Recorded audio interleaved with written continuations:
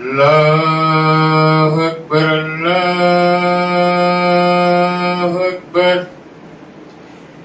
الله أكبر الله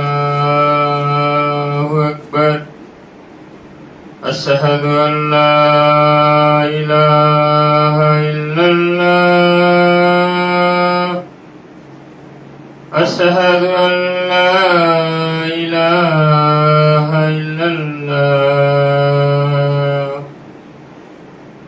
أشهد أن محمدا رسول الله أشهد أن محمدا رسول الله حي على الصلاة حي على الصلاة حي على الفلاح حي على الفلاح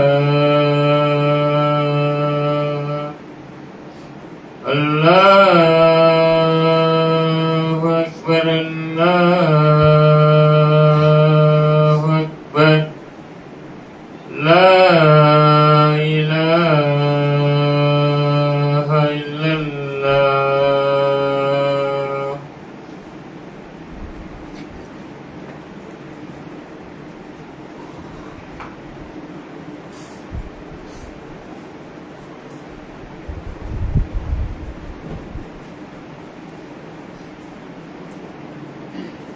السلام عليكم ورحمة الله وبركاته.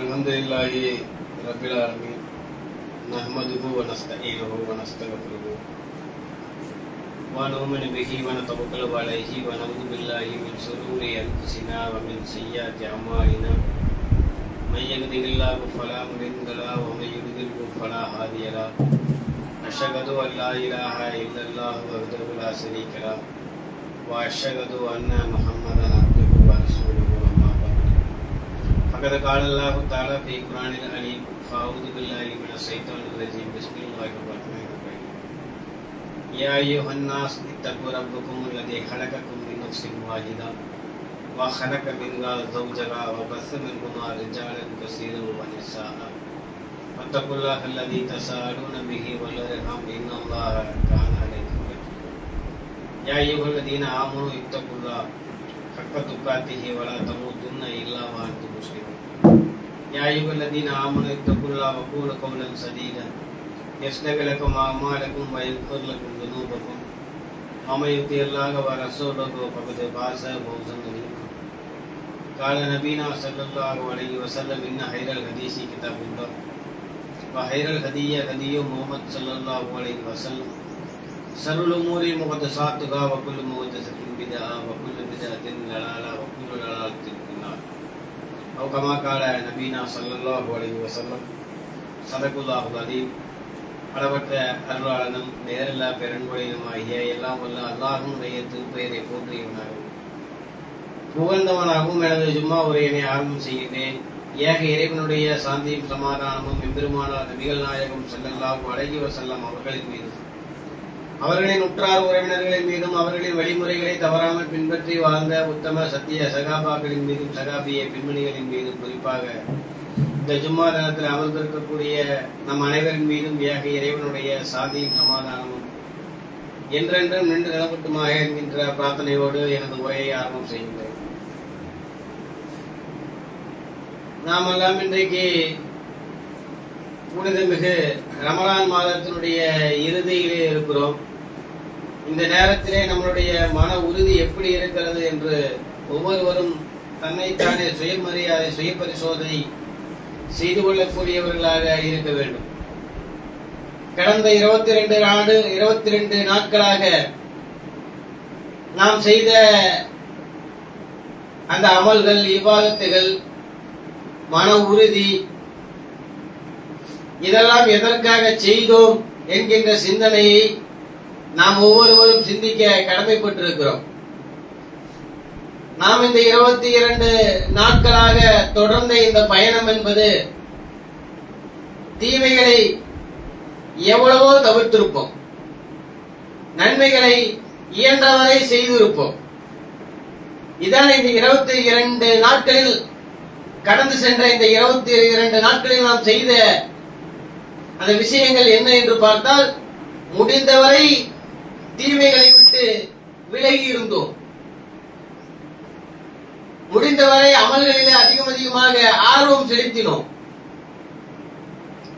இதுதான் ரமலானுடைய தொடக்கத்திலே இருந்து இன்றைக்கு வரைக்கும் நடந்த நம்மளுடைய நிலைப்பாடு.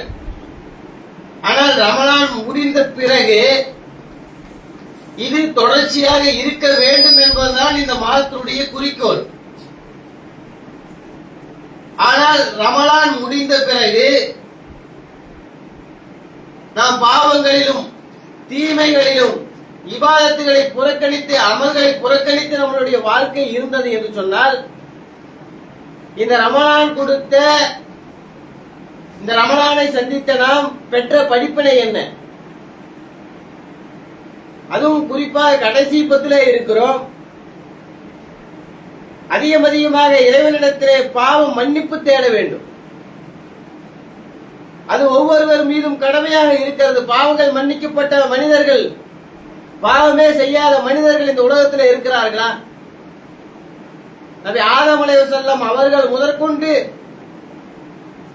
மறுமை நாளுடைய கடைசி குழந்தை வரைக்கும், அதிலே பயணிக்கக்கூடிய மனிதர்கள் வரைக்கும் தீமையை செய்யக்கூடியவர்களாகத்தான் இருக்கிறார்கள்.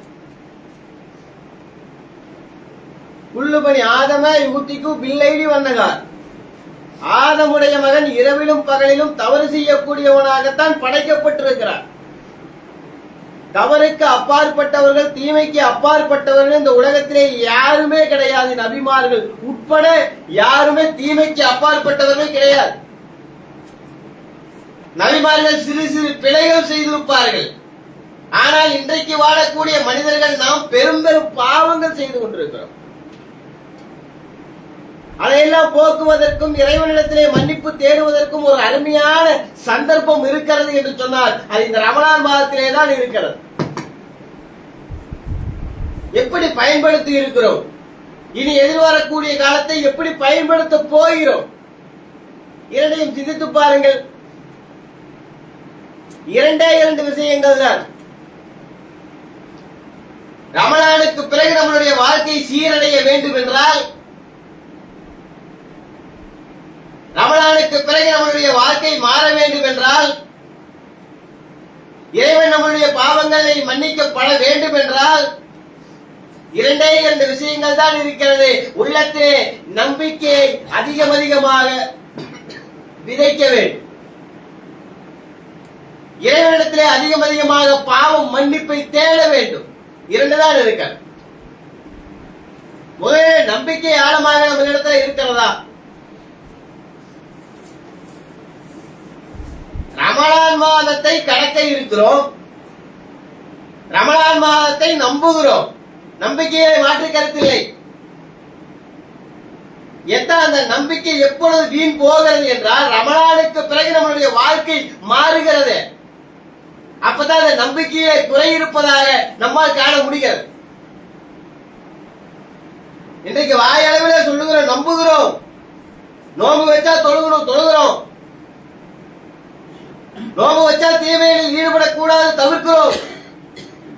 நோம்பு வைத்தா இயன்ற அளவுக்கு இபாதத்தை செய்ய வேண்டும், அமல்களை செய்ய வேண்டும் என்ற எண்ணம் இருக்கிறது. அது எப்ப காணாம போகுது? நோம்புக்கு பிறகு காணாம போகுது. அப்ப என்ன குறை இருக்கிறது? உள்ளத்திலே நம்பிக்கையிலே பிழை இருக்கிறது. திருமறை குர்ஆனில் அல்லாஹ் சொல்லுகிறான், அம்மாமன் ஊத்திய கிதாபகு பஷிமாலி பயகூலு யாலைத்தனி லமூத கிதாபியா அலமதிரிமா கிசாபியா யாலைத்தகா காணத்தில் காலியா மாலுனா அன்னி மாலியா.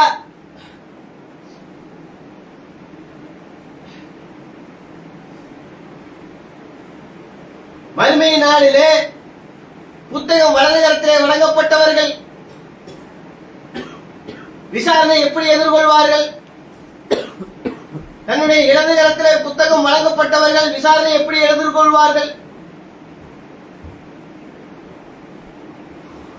இடது கரத்தில் வழங்கப்பட்டவர்கள் அந்த இறைவனுடைய அந்த சந்திப்பின் பொழுது எனக்கு இந்த புத்தகம் வழங்கப்படாமல் இருந்திருக்க வேண்டுமே, இந்த நாளை சந்திப்பதற்கு முன்னால் அழிந்து போயிருக்க வேண்டுமே, என்னுடைய செல்வம் என்னை காப்பாற்றவில்லையே, என் ஆட்சி அதிகாரங்கள் பயன் தரவில்லையே என்று புலம்புவார்கள்.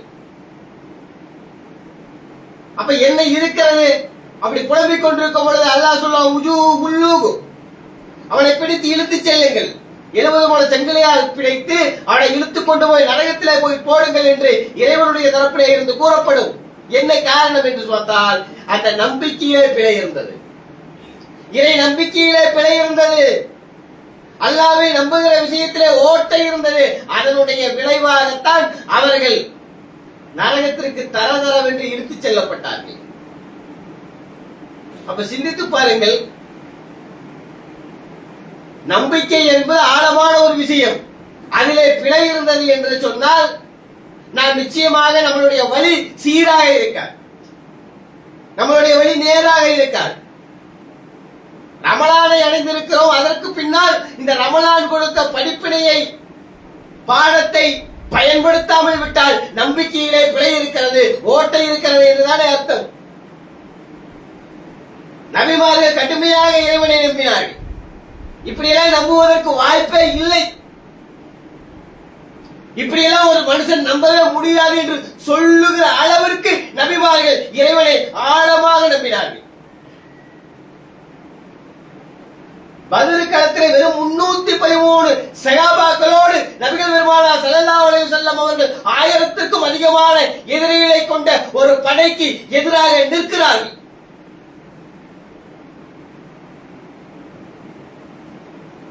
வெறும் 313,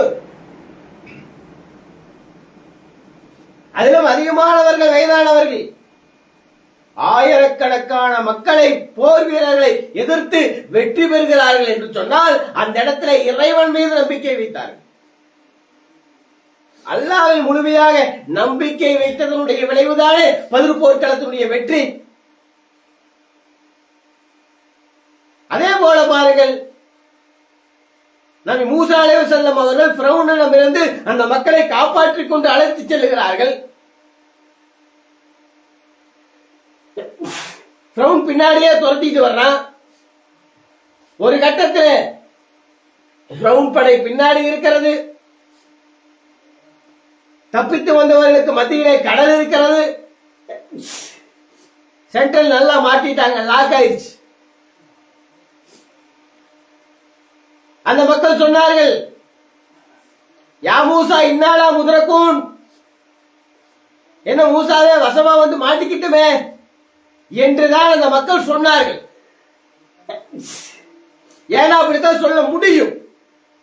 பின்னாடி பிரபுனுடைய படம், முன்னாடி கடல், போக தப்பிக்க இடதுபுறம் வலதுபுறம் போக தப்பிக்க வழி இல்லை, எப்படியும் போக முடியாது.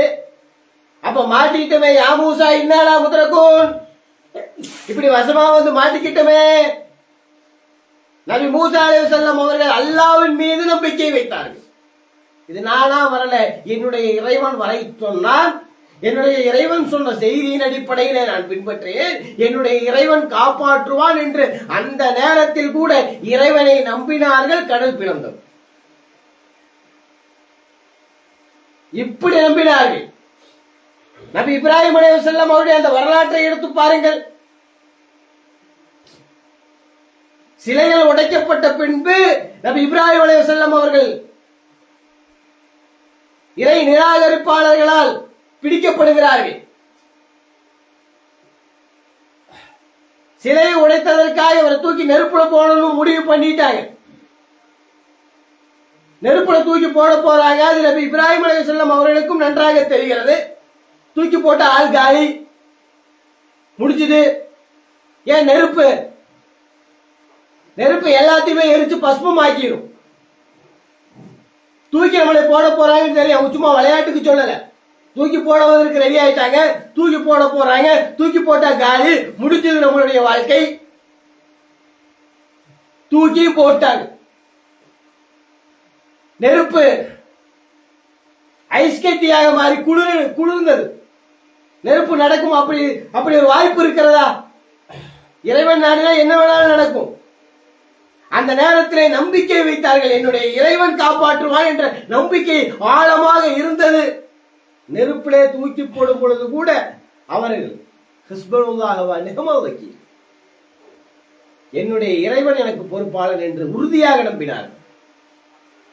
சிந்திச்சு பாருங்க, இது போன்ற சம்பவங்கள், செய்திகள் ஏராளமாக நமக்கு சொல்லப்பட்டிருக்கிறது. என்ன விஷயம்? நம்பிக்கை ஆழமாக இருந்தது, நம்பிக்கை உறுதியாக இருந்தது. இன்றைக்கு இருக்கிறதா? ரமலானுக்கு பிறகு இருக்குமா? ரமலானில இருந்த நம்பிக்கை ரமலானுக்கு பிறகு இருக்குமா? இதான் கேள்வி. பள்ளிவாசல்களே கூட்டம் அலைமோதுகிறது. ஃபஜ்ர் தொழுகைக்குள்ள இடம் இல்ல,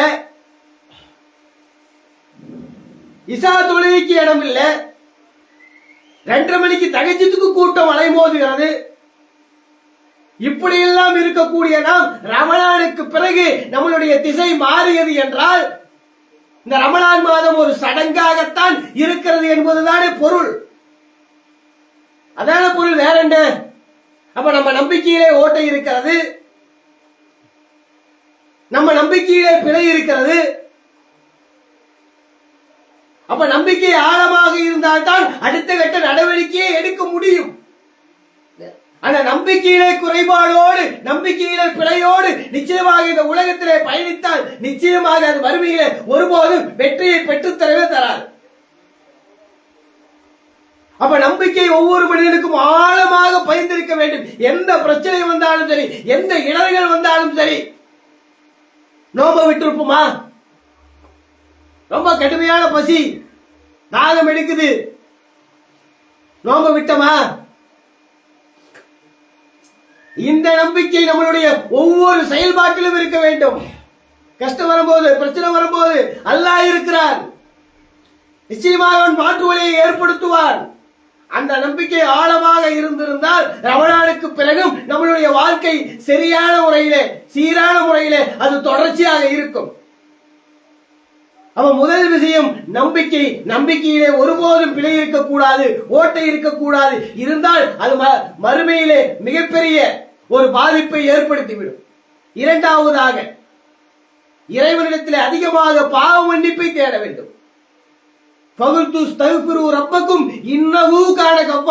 அனைவரும் அல்லாஹ்விடத்திலே பாவ மன்னிப்பை தேடுங்கள். ஒரு ஆள் 2 ஆள் பாக்கி இல்லை. நீ எல்லாம் பாவ மன்னிப்பு தேடாத, நீ தேடாத அப்படி இல்ல. அல்லாஹ் சொல்ல, ஒட்டுமொத்த மனித குலத்தையும் சேர்த்து சொல்லுகிறான். அனைவரும் இறைவனிடத்திலே பாவ மன்னிப்பை தேடுங்கள், அனைவரும் தேடுங்க. ஒரு ஆள் பாக்கி இல்லாம எல்லாரும் தேடுங்க.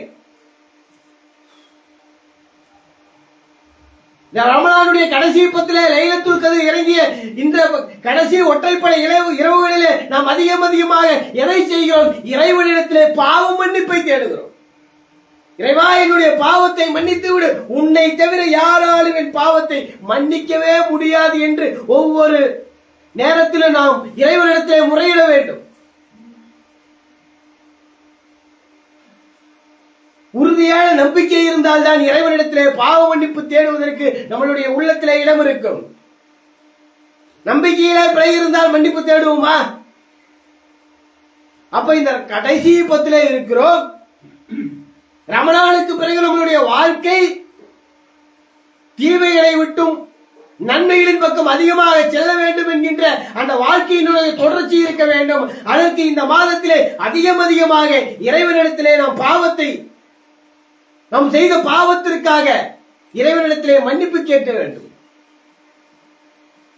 ஒருத்தர் சொர்க்கம் வேணுமான்னு கேட்டா என்ன சொல்லுவார்?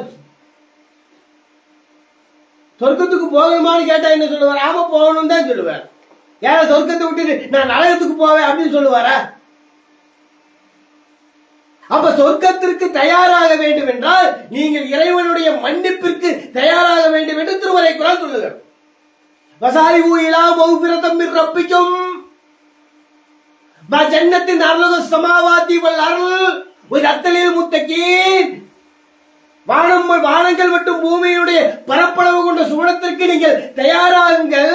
அதற்கு முன்னால் இறைவன் சொல்லுகிறான், வசாரிஉ இலா மக்ஃபிரத்தம் மிர் ரப்பிக்கும், இறைவனிடத்திலே நீங்கள் பாவ மன்னிப்பு தேடுங்கள். முதல்ல இறைவனிடத்திலே மன்னிப்பு தேடுங்க. அவன் மன்னிச்சுட்டா தான் நெக்ஸ்ட் அடுத்த ஸ்டெப்பை எடுத்து வைக்க முடியும். சொர்க்கத்திற்கு தயாராக வேண்டிய நாம் முதலிலே நம்மளுடைய பாவத்திற்கு இறைவனிடத்திலே முறையிட்டு மன்னிப்பை தேட வேண்டும். அதற்குண்டான நம்பிக்கை நம்மளுடைய உள்ளத்தை ஆழமாக பதிய வேண்டும். நபிகள் பெருமானார் ஸல்லல்லாஹு அலைஹி வஸல்லம் அவர்கள் இரவிலே கால் வைக்க தொழுதார்கள். சஹாபாக்கள் கேட்கிறார்கள், இறை தூதரே, முன்பின் பாவங்கள் மன்னிக்கப்பட்ட நீங்கள் ஏன் இவ்வளவு சிரமப்படுகிறீர்கள்? ஒரே ஒரு வார்த்தை சொல்லுகிறார்கள், நான் நாளை என் இறைவனை சந்திக்கும் பொழுது நன்றியுள்ள ஒரு அடியாளாக இருக்க வேண்டாமா? இந்த உலகத்தில் கொடுக்கப்பட்டதற்கு ஒவ்வொரு வினாடியும் நன்றி செலுத்த வேண்டும். நபிகள் பெருமானார் ஸல்லல்லாஹு அலைஹி வஸல்லம் அவர்கள் ஒரு நாளைக்கு 70 to 100 முறை இறைவனிடத்திலே பாவ மன்னிப்பு தேடுவார்கள். நம்மெல்லாம் எம்மாத்திரம் சிந்திச்சு பாருங்க. சொர்க்கத்திற்கு நற்செய்தி சொல்லப்பட்ட இறை தூதர் அவர் ஒரு நாளைக்கு 100 முறை பாவ மன்னிப்பு தேடுவார் என்றால் நம்மள வாழ்க்கை ஃபுல்லா சுஜூதிலே தாங்க கிடக்கணும். நம்ம வாழ்க்கை ஃபுல்லா என்ன வேலை வெட்டிக்கு போக கூடாது, சாப்பிடக்கூடாது, எதுவுமே பண்ணாம சுஜூதிலே கிடந்தாலும் பத்தாது. ஆனால் இன்றைக்கு இறைவனிடத்தில் நம்மளுடைய பாவங்களை முன்னிறுத்தி பாவ மன்னிப்பு தேடுவதற்கு கூட எத்தனையோ பேருக்கு இன்றைக்கு உள்ளத்திலே மனமில்லாமல் இருக்கிறோம். அதற்கெல்லாம் அதையெல்லாம் ஒழித்து கட்டுவதற்காகத்தான் இறைவன் ரமலான் மாதத்தை கொடுக்கிறார். எவ்வளவு பெரிய கருணையாளன் தெரியுமா? ஒரு கான்செப்ட் பாருங்க, சொர்க்கத்தினுடைய வாசல்கள் 8 இருக்கும், நரகத்துக்கு எல்லாம் 7 வாசல் தான் வச்சிருப்பான். அல்லாஹ்வுடைய கருணை தான் அதிலும் மிஞ்சி இருக்கிறது. அப்ப எல்லாத்துக்கும் அல்லாஹ் நீங்கள் நன்றி செலுத்துவதற்காகத்தான் மீண்டும் மீண்டும் அல்லாஹ் இறைவன் இந்த உலகத்திலே வாய்ப்பை வழங்கிக் கொண்டே இருக்கிறான். அடுத்த வருடம் ரமலானு யார் இருப்போம் என்று தெரியாது. கிடைத்த வாய்ப்பை எத்தனை பேர் பயன்படுத்துகிறோம் என்பதுதான் கேள்வி. அப்ப ஒவ்வொருவரும் நம்மளுடைய வாழ்க்கையில சிந்திக்க வேண்டும். உள்ளத்திலே உறுதியான நம்பிக்கை, இறைவன் மீது அதிகமான நம்பிக்கை இருந்தால் மட்டும்தான் அடுத்த ஸ்டெப்பை எடுத்து வைக்க முடியும். அடுத்த ஸ்டெப்பே முதல் வேலை இறைவனிடத்திலே நம்மளுடைய செய்த பாவங்களை முன்னிறுத்தி பாவ மன்னிப்பு தேடினால் மட்டும்தான் இந்த உலகத்திலே விட்டு நாளை மன்னரை கடந்து மறுமையிலே வெற்றி பெறுவதற்குண்டான அடித்தளம் இந்த உலகத்திலே இறைவன் நம்மை மன்னிக்க வேண்டும் என்பதிலே தான் இருக்கிறது என்பதை உணர்ந்து ஒவ்வொருவரும் அதிகமாக இறைவனிடத்திலே பாவ மன்னிப்பு தேடக்கூடிய நல்ல மக்களாக உங்களையும் என்னையும் அல்ல ஆக்கி அனுபவிவானாங்க என்று பிரார்த்தித்து என்னுடைய முதல் உரையை நிறைவு செய்கிறேன். வாயிர்தாவான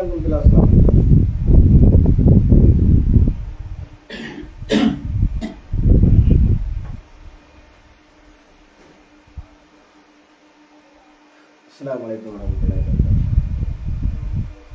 வருடா வருடம் சென்று பெறுகிற ரமலானை ஒரு ஆக்கப்பூர்வமாக அறிவுபூர்வமாக அதை பயன்படுத்தி நம்மளுடைய வாழ்க்கையை மேம்பட்டதாக நாளை மறுமையிலே வெற்றி பெறக்கூடியதாக மாற்றக்கூடிய மனிதர்கள் மிக மிக குறைவு என்று சொல்லுகிற அளவிற்கு இந்த ரமலானை சட்டென்று கடந்து விடுகிறோம்.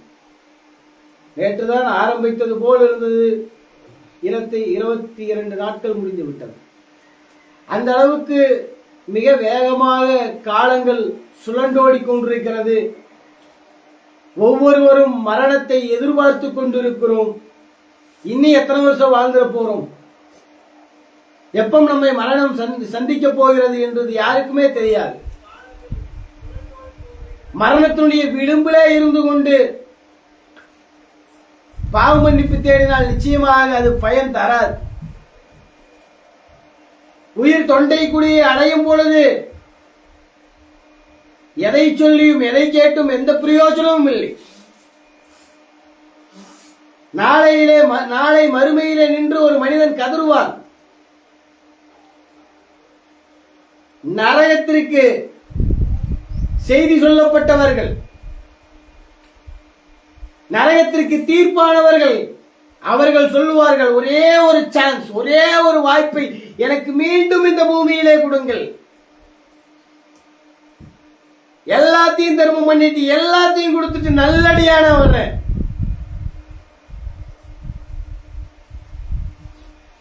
எப்பொழுது இந்த உலகத்தை எல்லாம் வீணும் விரையுமாக காலத்தையும் நேரத்தையும் பொருளாதாரத்தையும் வீணான வழியிலே செலவிட்டு இந்த உலகத்துடைய மோகத்திலே வாழ்ந்து முடித்துவிட்டு நாளை மறுமையை சந்திக்கும் பொழுது அது நரகம் என்ற தீர்ப்பு எழுதும் பொழுது அவன் கதறுவான், ஒரே ஒரு சான்ஸ், ஒரே ஒரு வாய்ப்பு, மீண்டும் என்னை பூமிக்கு அனுப்பினால் நல்லடியானாக திரும்பி வருவேன். வாய்ப்பே இல்லை, வாய்ப்பில்லை ராஜா அப்படிங்கிற மாதிரி வாய்ப்பே இல்லை. கிடைத்த இந்த வாய்ப்பை பயன்படுத்தாமல் விட்டுவிட்டால் ஒரு வாய்ப்பும் இல்லை. இந்த உலகத்துல செகண்ட் சான்ஸ் கிடைக்கலாம், மறுமையில் அப்படி கிடைக்காது. இப்பவும் அல்ல, நீ என்ன மன்னிப்பு கேளு, நான் மன்னிச்சிடுறேங்கிற அல்ல. ரசூலுல்லாஹ் சொல்றாங்க, நீங்கள் பாவமே செய்யாத ஒரு சமுதாயமாக இருந்திருந்தால், பாவமே செய்யல, உலகத்துல படைக்கப்பட்ட எல்லாம் பர்ஃபெக்ட்பா, அல்லாஹ்வுடைய கட்டளை 100க்கு 100, எந்த செய்தி சொன்னாலும் அப்படியே, ஒவ்வொரு நேர தொழுகையிலும் இபாதத்திலும் எல்லாத்திலும் பர்ஃபெக்ட், தீமையின் பக்கம் கால் நகர்ல, கை நகர்ல, கண் நகர்ல, சூப்பர் அப்படின்னு சொல்லக்கூடிய நிலையில மனிதர்கள் இருந்திருந்தால், நீங்கள் இருந்திருந்தால் உங்களை எல்லாம் அகற்றி விட்டு தீமை பாவம் செய்யக்கூடிய ஒரு சமுதாயத்தை எல்லாம் கொண்டு வருவான்.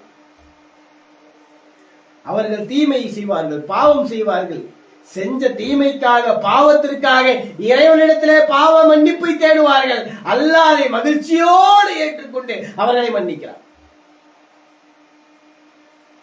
ஒரு பயணி பாலைவனத்திலே துளைந்த ஒட்டகை திருப்பி கிடைத்தால் எப்படி மகிழ்ச்சி அடைவானோ அதே போன்று தவறு செய்துவிட்டு பாவம் செய்துவிட்டு இறைவனிடத்திலே முன்னிறுத்தி அந்த பாவத்திற்காக மன்னிப்பு கேட்டால் இறைவன் அந்த அளவுக்கு சந்தோஷப்படுகிறார். என்னுடைய படைப்பு, நான் படைத்தவன், எனக்கு பயப்படுகிறான், நான் படைத்தவன் என்னுடைய தண்டனைக்கு பயப்படுகிறான் என்று இறைவன் சந்தோஷப்படுகிறார்.